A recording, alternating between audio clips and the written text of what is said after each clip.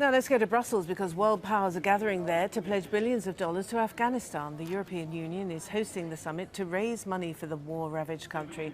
Now 70% of Afghan's national budget depends on international aid. Most of that is spent on security.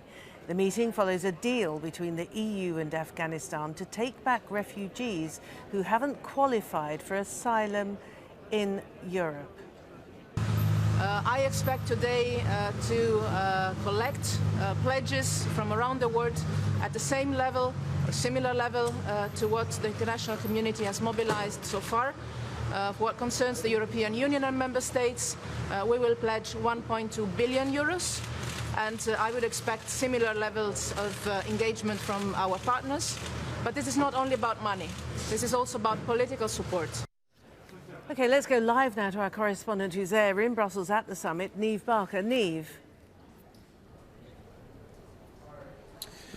Yes, well, thank you. We have been following developments over the course of the day. There are a series of roundtable meetings that are going on. We've heard from key players, from Donald Tusk, the President of the European Council, from Ban Ki-moon, the UN Secretary General, who urged the international community to band together to support Afghanistan in drumming up as much financial support for the nation in the road ahead as is possible. But of course, it's a two-way street. There are expectations upon Afghanistan that they will introduce much-needed reforms to the country to improve the standard of living there, to improve the economy, the financial position of the country, and to introduce much-needed electoral reforms. Well, one of the key things that was talked about on the first day of the conference on Tuesday was improving the life for Afghan women. And joining me here, we have Samira Hamdi from the Afghan Women's Network, who can tell us a little bit more about the progress that was made. Of course, there's a tremendous amount of pressure, Samira, on Afghanistan and the Afghan government to bring about much-needed reforms, especially when it comes to improving the life of women there and the quality of life of women there. Are you really seeing much progress on the ground, though? Because, of course, you're in regular contact with the Afghan government. Thank you so much. I think the past 15 years has been tangible for women's empowerment in Afghanistan.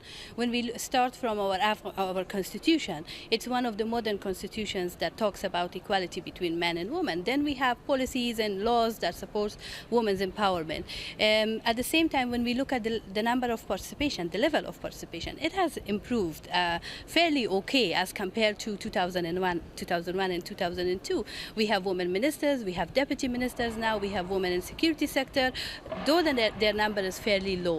But the improvement that has been made in terms of women's life in Afghanistan is not enough, because Afghanistan is not only Kabul in number of few central provinces in the country. We have 34 provinces, and in 34 provinces, women live different lives, different lifestyles. We have cultural barriers, we have social barriers, education and literacy rate is fairly low for women still. Women still lack their very basic rights, their access to health, their access to society even is a big issue in most parts of the country. Women's access to justice is still a big issue. We unfortunately witness severe cases of violence against women every day, and these are the issues that has not been tackled properly in the 15 years. And we really hope that in the coming future years we have a specific allocation of support for women's empowerment in Afghanistan.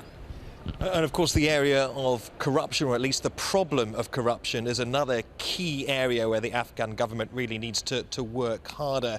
Again, are we seeing much evidence of progress there, or is this pretty much just a case of the Afghan government doing what at least it can to show the international community that it's worthy of this money? I think after 15 years, Afghan government has no other choice. The pressure that the international community is putting in terms of fighting corruption, bringing reforms, is something that Afghan government has to do it. And I think some of the actions that has been taken in terms of fighting corruption in Afghanistan, in terms of Attorney General's office, in terms of following some of the cases very seriously, having a special unit to oversee the issue of corruption with government officials, for example, which has been a huge issue, is something that the government is right now working on it, and it started a bit time back, not really close to Brussels conference on Afghanistan. So, and they have no choice. They have to really look into this. They have to really prove to the international community that the money you're giving, it won't go on waste again. Samira Hamdi, thank you so much for that. Well, as you've heard, there are tremendous amounts of pressure on the Afghan government to show that they are honouring earlier policy commitments, to show that they are worthy of international financial support. Back to you. Neve Barker, live in Brussels. Thank you.